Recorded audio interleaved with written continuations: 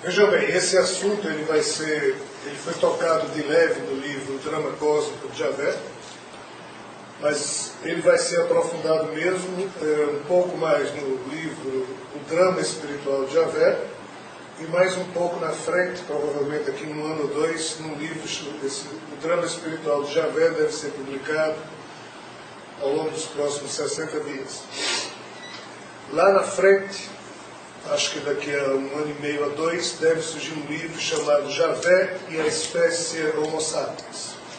Aí nesse livro é que esse assunto vai ser aprofundado em cores ou com cores perturbadoras. Mas eu vou dar um pouco da resposta que eu imagino seja o que nós possamos hoje conversar. Qual é a tese apresentada no livro? Quando essa divindade criadora, após ter expressado com a sua atitude mental comum às divindades, usando da sua energia espiritual, que nós na Terra chamamos de Kundalini. Kundalini é energia que representa a herança sagrada do Pai amantíssimo, da Mãe amantíssima, e aqui falo do Deus incognoscível, não esses deuses que nós aqui na Terra equivocadamente temos tratado como tais. O fato é que não reside no corpo animal transitório da gente essa herança maior em relação ao Pai amantíssimo, mas sim na parte nossa que é eterna, que é exatamente o nosso espírito, e no nosso espírito é que está essa herança chamada energia, essa energia kundalínica. Jesus, Sai Baba utilizam através do processo de respiração e de expiração, e com a atitude mental eles recriam essa energia e dela se utilizam para realizar aquilo que nós chamamos de milagres. Pois muito bem, essa divindade expressou a singularidade que em se expandindo corresponde hoje ao universo, como nós o chamamos. Essa singularidade foi exatamente a exteriorização dessa energia kundalínica através de uma atitude mental da parte dela. Na hora em que ela fez isso, em que nos primeiros microsegundos em que essa singularidade começou a se expandir, a chamada explosão do Big Bang, mas na verdade uma expansão do tempo e do espaço, ela terminou sendo tragada pela própria criação, da mesma forma que hoje nós vemos buracos negros que absorvem absolutamente tudo que se enquadra ou se aproxima do seu horizonte de eventos. É como se essa singularidade que essa divindade exteriorizou, se tivesse se transformado numa espécie de buraco branco e trouxe com ela a própria mente, a capacidade mental, a condição intelectual, mental, vamos assim dizer, da divindade que criou tudo isso. E em ela, se tornando agora refém da sua própria criação, ela percebeu, obviamente, num estado de menor condição mental do que tinha anteriormente enquanto divindade, agora já no âmbito interno da sua criação, a criação começando a se expandir, toda a máquina de vida que essa divindade criou começou a funcionar, formando essa realidade material que nós conhecemos, e em ele estando sozinho, ele conseguiu reconstruir a sua capacidade pessoal numa forma existencial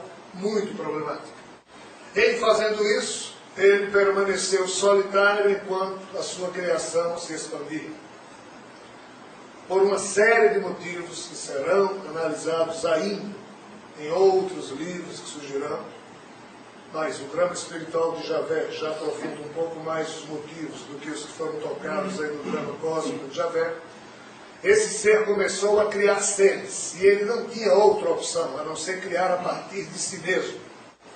Hoje na Terra nós conhecemos, 13,7 bilhões de anos depois, dois tipos de reprodução, a sexuada e a assexuada. Na época em que esse ser existia sozinho, não existia mais ninguém. Ele só podia criar de forma assexuada, ou seja, a partir de si mesmo. E como ele fez isso? Retirando as suas porções holograficamente marcadas da forma como ele reconstituiu a si mesmo, e em retirando parte de si mesmo, ou seja, o código da vida que ele havia criado para si mesmo, com a atitude mental que ele ainda consegue ter, ele dava uma identidade, entre aspas, a essa mônada feita para ti, mônada material energética, a partir do seu corpo material energético. Mas mesmo ele dando a identidade, como esse novo ser tinha como herança genética, não 100%, mas 99,99%. Então esses seres foram criados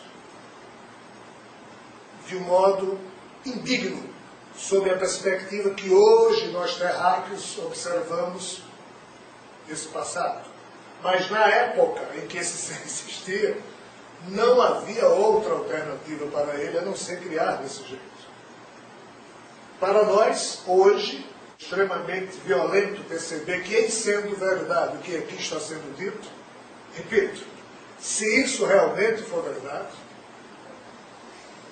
e nós, humanos, iremos descobrir muito breve se é ou não, toda essa conjuntura que surgiu a partir desse ser, que hoje chamamos de Javé, alguns milhões de seres foram criados nessa primeira tentativa desesperada desse ser em gerar outros seres, e eles são simplesmente robôs.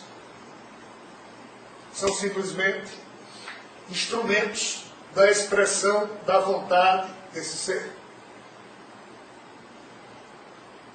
Na medida em que cada geração de clones que foi gerada por Javé foi herdando 99,999999% da genética dele. A outra geração herdava 99,999998%. Ou seja, as pequenas diferenciações que ocorriam nas casas de milésimos, decimais, por aí vai, dentro do que a linguagem humana pode sobre isso se referir, essas classes de seres foram se diferenciando em pequenos detalhes, mas se todas elas, ou se cada ser de uma dessas classes herdava do Pai Criador a sua condição mental fantástica, herdava também a doença da sua, entre aspas, incompletude, ou do fato desse ser ter se reconstituído, ou de ter reconstruído a si mesmo de um modo imperfeito. Ainda assim, ele hoje, 13,7 bilhões de anos depois, é o mesmíssimo ser daquele tempo. Por isso que ele dizia a Moisés, com quem ele pôde contactar ao longo desse período, desde que surgiu a vida humana na Terra, eu sou o que sou, eu sou aquele que é. Aos nossos olhos isso parece fantástico, mas para ele é horrível ser o que é, esse tempo todo, de modo adoentado. E no primeiro momento, em sendo isso verdade, tudo que ele criou ao redor de si mesmo como seres vivos, esses seres padecem do mesmíssimo problema desse ser, que é ser o que é, sem poder evoluir.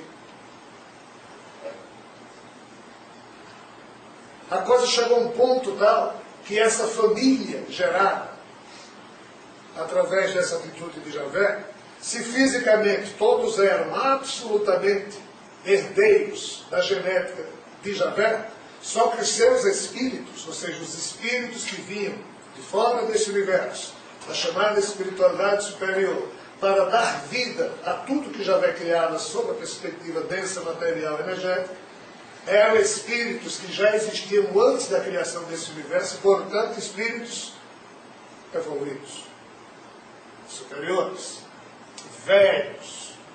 Mas à medida em que esses espíritos se subordinavam a esses corpos programados para obedecerem ao Criador, eles foram literalmente para o sacrifício, pois que ficavam ocupando esses corpos, sem ter a liberdade de pensar, sem ter a liberdade de opção, e a qualquer sentimento ou pensamento do Criador, devido à ligação via DNA, eles agiam e agem até hoje feito robôs.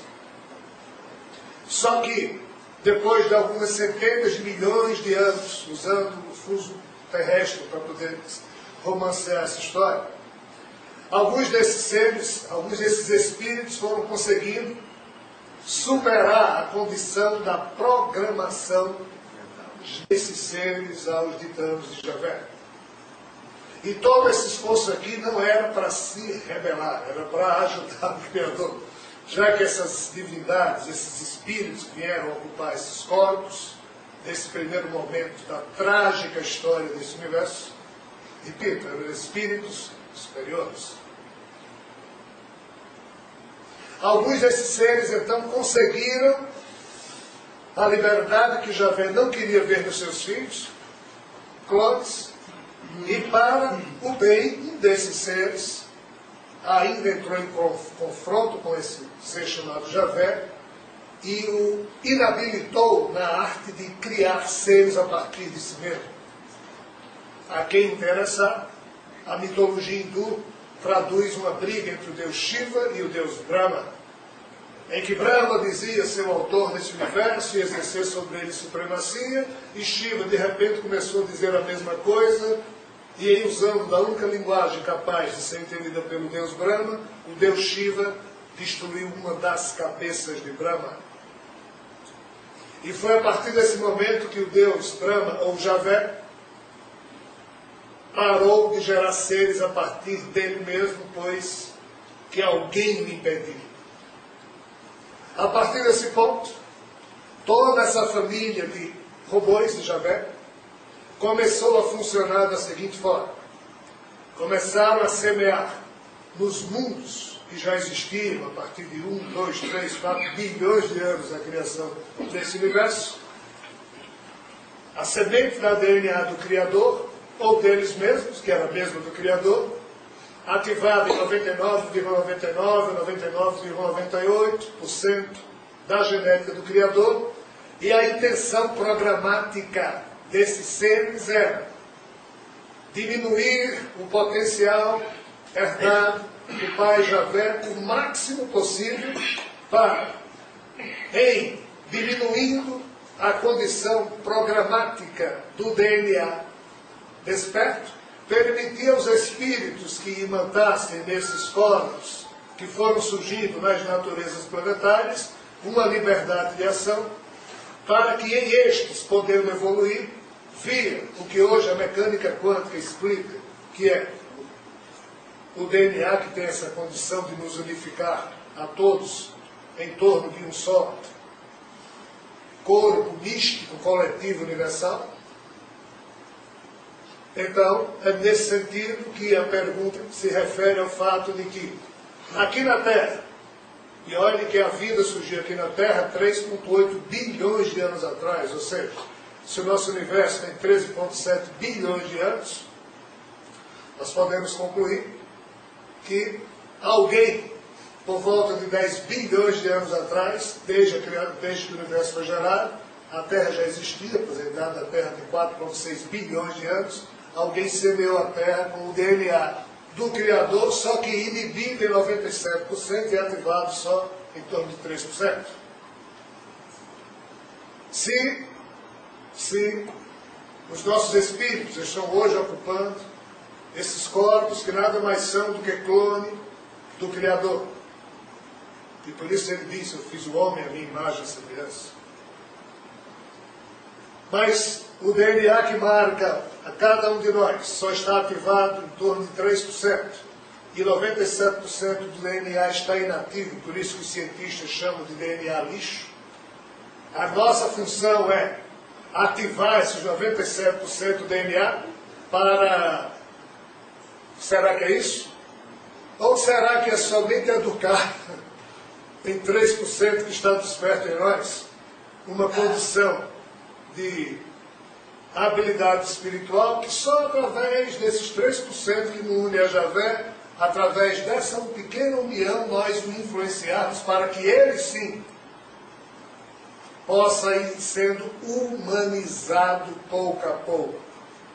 Aí sim, lá na frente, talvez outras raças do cosmos, dentro dessa grande estratégia global, em recebendo um DNA já melhorado, possam ativá-lo totalmente, mas já com uma supremacia espiritual das nossas almas, e não a supremacia das necessidades programáticas desse corpo animal.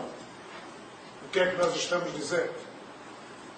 Cada ser cósmico tem duas realidades digladiando no seu psiquismo. No caso, nossos seres terráqueos, nós temos duas naturezas a todo momento digladiando no nosso psiquismo. A natureza animal desse corpo transitório que nasce e morre, e a natureza espiritual da nossa alma que jamais morre. Mas na medida em que essa alma ocupa ou se subordina a esse corpo, e esse psiquismo nasce, acorda para essa vida pensando que é Rogério, obviamente que os circuitos cerebrais dessa caixa de ressonância que foi programada para isso, ou seja, para não perceber o mais profundo da existência, que é o aspecto espiritual, e ficar prisioneiro e refém e condicionado a somente viver na camuflagem que é essa Matrix, que é a faixa de realidade que nós estamos acostumados a perceber. O fato é que os seres que conseguem despertar em si mesmo a natureza espiritual das suas almas terminam educando a natureza animal do seu psiquismo terráqueo. A natureza animal dos nossos corpos se expressa basicamente através de três atitudes: instinto de sobrevivência, reprodução e alimentação. E nós somos deseducados nos três. Porque nós pensamos que somos esses animais que estamos sendo aqui na Terra. Mas na hora em que eu aquieto o meu mundo do pensar, na hora em que eu aquieto o meu mundo do sentir, na hora em que eu pacifico a minha mente, eu já não mais sou assolado do meu psiquismo pelos pensamentos e sentimentos advindos da natureza animal desse corpo. Então, na hora em que eu me pacifico enquanto corpo animal, algo em mim desperta. Esse algo em mim é o meu eu profundo, não é o meu eu superior ainda, que reside lá no mais íntimo de mim mesmo. É a natureza espiritual que em mim dispõe. E eu começo a me perceber não mais como um animal carnal chamado Rogério, mas sim como um espírito que está temporariamente ocupando esse corpo, e cada vez que esse meu espírito pensa através desse cérebro, há um Rogério que pensa que está pensando por ele mesmo, mas o Rogério é só personagem da minha identidade espiritual. Então, o jogo que está sendo jogado é assim. Nossos espíritos, que foram criados a partir de um certo ponto dessa história universal, nossos espíritos foram criados simples e ignorantes, para começar a evoluir dentro das rondas existenciais características de cada natureza planetária, que foi gerada na obra de Javé, até despertar em si a condição de ser pensante, ou seja, de ser responsável pelas suas próprias atitudes, de conhecer o bem e o mal. Na medida em que nós despertamos em nós mesmos essa natureza espiritual, qual é o interesse que nós temos em despertar 97% do DNA doentado que está marcado no corpo animal? Eu preciso educar o reflexo desses 3% que estão despertos, que respondem pelos apetites grosseiros da minha natureza animal. Só preciso educá-los, não preciso me livrar deles, posto que continuo como um ser humano na Terra, normal, e vou apenas administrar o meu psiquismo animal. Caso eu consiga chegar num ponto de, além de despertar no mais íntimo de mim mesmo, o meu eu profundo, eu passe a perceber que eu também não sou esse espírito, que na verdade o mais íntimo de mim mesmo é a herança da consciência divina que dorme no âmago da minha alma, na hora em que eu também aquieto a minha mente espiritual e o meu mundo sensório espiritual, e percebo que meu espírito é também um instrumento do eu superior, do sagrado que existe em mim, Aí é como dizem ou disseram Jesus e Paulo, já não sou eu que existo, é o Pai que existe em mim. É o Deus ou a Mãe amantíssima que existe em mim. E o ego chamado Rogério ou Germano deixa de existir, porque o que me move já é a centelha divina que estava antes adormecida e agora despertou. Nesse caso, nessa condição, eu posso se despertar os 97%, no caso da natureza animal terráquea, para dele fazer uso para ajudar mais amplamente ao ser que gerou esse DNA problemático. Nós vamos para o nosso intervalo. Fique em sintonia, voltaremos já. Você está ouvindo Projeto Orbon, apresentando Carlos Cruz. Você está ouvindo Projeto Orbon, apresentando Carlos Cruz.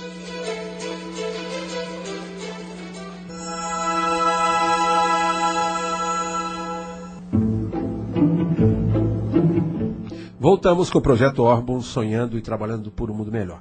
Vamos à finalização da questão que Elan está respondendo a respeito do objetivo da humanidade, se o objetivo da humanidade é despertar os 97% do DNA inativo e não estruturado. Vamos lá. Veja bem, eu não tenho pretensão de ter respondido a pergunta, mas tenho toda a pretensão do mundo de ter jogado semente sobre o assunto para quem quiser refletir. Mas esse assunto só será mesmo profundamente refletido daqui a 4 ou 5 anos, quando pelo menos uns 4 ou 5 livros sobre esse assunto forem lançados. Mas mais que isso, esse assunto vai ser explicado mesmo à humanidade por outros seres, e não por alguém do meu tamanho. Sob essa perspectiva, é imperioso que se perceba o seguinte: o que diabos é a nossa mente? Existem na Terra um sem número de disciplinas de meditação, em que algumas delas, equivocadamente, tentam ensinar a pessoa a controlar a sua mente. Você faz meditação, controla a mente, aí nenhum pensamento, nenhum sentimento mais lhe ocorre. Isso é possível para alguns poucos orientais. Para nós ocidentais, que vivemos nesse mundo louco que nós criamos, da ansiedade, da pressa, que infelizmente também já chegou lá no Oriente, a expressão correta para o nosso entendimento não é controlar a mente. Sabem qual é o que, na minha opinião, melhor se enquadra ou se encaixa como conselho que nós ocidentais deveríamos dar a nós mesmos para lidar com a nossa mente inquieta? É não levá-la a sério. O que é que eu estou dizendo? O que é a mente do ser humano? Vamos imaginar o firmamento, um pedaço do céu. Imagine-se você sentado e olhando para o céu cheio de tranquilidade. Aí de repente passa uma nuvem e você fica olhando para ela. A nuvem passou. De repente você volta a olhar para o firmamento e passam 2 urubus. Aí você olha para os urubus. Passaram. Aí lá vem um avião. Aí você olha para o avião. Escuta o barulho. Passou. Assim é a nossa mente. Como assim? Eu estou aqui olhando para vocês. Na minha tela mental passam pensamentos e sentimentos. A técnica de não se levar a sério é deixar os pensamentos e sentimentos passar, como os urubus e as gaivotas lá do céu. De tanto eu deixar meus pensamentos e sentimentos passar, eu percebo que eu estou observando os pensamentos e sentimentos que passam na minha tela mental, mas eu não estou apropriando no meu psiquismo esses pensamentos e sentimentos. Eles passam, eu os observo como se fossem urubus ou gaivotas, sejam eles agradáveis ou desagradáveis, eles passam. Qual é a atitude pouco inteligente que nós seres humanos fazemos? Nós apropriamos nos nossos corações, isso é só uma metáfora, nós nos alimentamos dos nossos pensamentos, sentimentos e nos confundimos com eles. Aí, é aqui que reside a tragédia do psiquismo humano. Por quê? Não há nenhum problema eu estar olhando para Ricardo passar e dizer, rapaz, que camisa bonita essa de Ricardo. Eu queria ter uma dessa. Mas aí Ricardo passou, com seu charme todo na minha frente, e foi embora. E o urubu passou. Aí já passou. Mas se eu apropriar, que camisa bonita, eu quero ter uma. Porque eu trago para a minha vida psíquica o urubu que passou, com a camisa bonita, inveja, raiva, tristeza, dor, todos nós eventualmente sentimos. Mas se a gente não levar a sério e deixar passar, nós não apropriamos no nosso coração esse tipo de coisa e o coração permanece leve, limpo, puro, infantil, como o coração de criança que nem se lembra da besteira de homem. Mas nós nos tornamos estúpidos a tal ponto que queremos controlar os pensamentos e sentimentos. Não funciona, pessoal. Por quê? Porque esses pensamentos e sentimentos não são nossos. Eu descobri isso. Como? Usando um monte de bobagens que eu criei para mim mesmo. E uma das disciplinas que eu criei foi não sou eu. Eu já falei disso aqui. Eu me sentava e dizia durante 5 minutos, eu não vou pensar em nada. Se eu pensar em alguma coisa, não sou eu, porque eu não quero pensar. Aí ficava. Aí de repente vinha o pensamento, não sou eu, quem está pensando aqui dentro? É o espírito que está ali. Não, não é espírito. Espíritos vão pentear na cara, cada um vai, eu quero ficar só. Deus, Jesus, espíritos, bondosos, todo mundo vá para a praia, tomar sorvete no purgatório, me deixe sozinho, porque eu tenho o direito de me autodescobrir e eu não quero pensar e não quero sentir nada. Não, mas é o espírito perturbado, está do seu lado, tá bom, então fique aqui. Mas eu não sou o autor dos próximos pensamentos e dos próximos sentimentos que porventura ocorreram na minha mente, porque eu não quero. Vai passar o urubu. Pouco importava se era Deus, Jesus, um espírito de encosto, como a gente fala, brincadeira. Pode, aí eu dizer, não, pode votar todo mundo, pode ficar todo mundo aqui, pode influenciar a minha mente, que eu não estou nem aí, eu sei que não sou eu. Porque eu quero ter a certeza que não sou eu que estou gerando esse pensamento. De tanto eu faço isso, que só um doido faz isso. Por isso eu disse, a bem foi muito generoso aí. Deus me livre de ser normal nesse sentido. Por quê? Porque eu percebi que os urubus que passam na minha mente, a maioria deles durante o dia não vem da minha vontade. Eu, Rogério, não tenho nada a ver com os pensamentos e sentimentos que diariamente fluem na minha vida psíquica. Quando eu vou dormir à noite, eu paro e digo, o que é que eu vou apropriar de tudo que eu pensei e senti hoje? Aí, engraçado. Aí eu percebi que há um software, um programa no cérebro da gente que ele rebobina assim tudo. E, cara, não vale a pena eu apropriar nada do que eu vivi hoje. Maravilha. Trato tudo com carinho, papapá. Urubus, podem passar. Aí eu vou dormir agora. Nenhum de vocês vai dormir aqui encaixotado comigo. Pode dormir. Ah, não, hoje eu tive uma conversa maravilhosa com o Gênero. Vou guardar isso com muito carinho. Ah, não, eu tive um encontro com o Ricardo. Batemos um... Ah, não, hoje eu vi um filme delicioso. Ou seja, eu aproprio para o meu coração aquilo que eu determino. Eu não me confundo com os teóricos pensamentos e sentimentos que eu deveria achar que são meus, mas não são.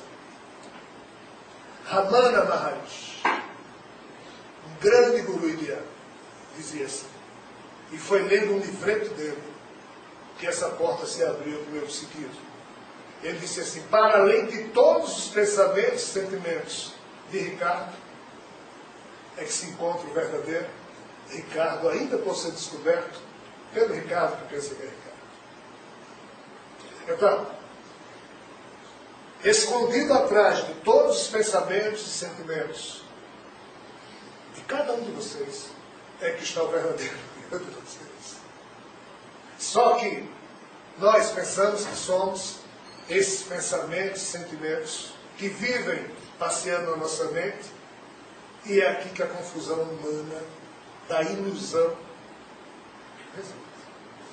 O despertar espiritual profundo significa essa percepção de que na sua mente, diariamente, você é obrigado a interagir com a realidade que lhe rodeia. Então, muitos pensamentos e sentimentos naturalmente serão formados pelos fatos, e você terá que, interagindo com eles, conviver com esses urubuzinhos que passam. Mas se você criar uma habilidade, e façam isso, 5 minutos, 10, 12, parem e digam, eu não vou perder. 30 segundos, basta 30 segundos. Esqueçam de 10 minutos, é tempo demais. E nós precisamos cuidar dessa vida louca. Nós não temos o direito de tirar 10 minutos, nem temos mais habilidade para isso. Porque a gente precisa... Precisa o quê, pessoal? Tudo bem, então 30 segundos. 30 segundos. Durante 30 segundos, eu não vou pensar, nem vou sentir nada. E a cada urubu que aparecer, digo, não sou eu. Não sou eu. Não é a minha vontade.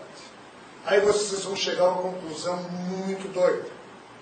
Que quase nada do que se passa no campo mental da gente é promovido pela nossa vontade, pessoal. É promovido pela agitação do cotidiano que atordou a nossa mente a um ponto tal que nós nos confundimos pensando que somos esses pensamentos, sentimentos confusos que nos acometem, mas nós não somos isso. Nós somos muito mais que isso. Nós somos parcelas sagradas de um amor divino que a gente está longe de perceber. E despertar essa condição na gente é exatamente o grande plano por trás do jogo em torno de Javé.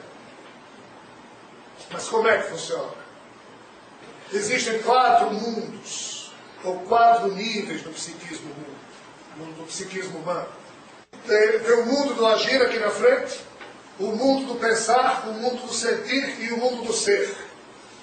São esses 4 mundos. Qual é o drama da humanidade? Se eu ficar aqui parado olhando para vocês, e vocês para mim, vamos fazer isso durante 10 segundos. Vejam que coisa constrangedora. Isso é vida? Fica constrangedor. Por quê? Porque nós não estamos agindo, nem atuando. Na hora em que eu não ajo ou atuo, ninguém conhece ninguém. Eu conheço o rosto de vocês, vocês conhecem meu rosto, mas para por aqui. Se eu não disser, ó, meu nome é Rogério, e vocês, ó, meu nome é Jacunai. Então o mundo do agir é um mundo nervoso. Se nós não agirmos nessa matrix material agitada, se não houver atitude e ação, fica assim. A vida física animal não é possível. Mas qual é o drama da gente? O mundo do agir é ativado pelo mundo do pensar e do sentir do ser humano. Eu ajo de acordo com o que eu penso e de acordo com o que eu sinto.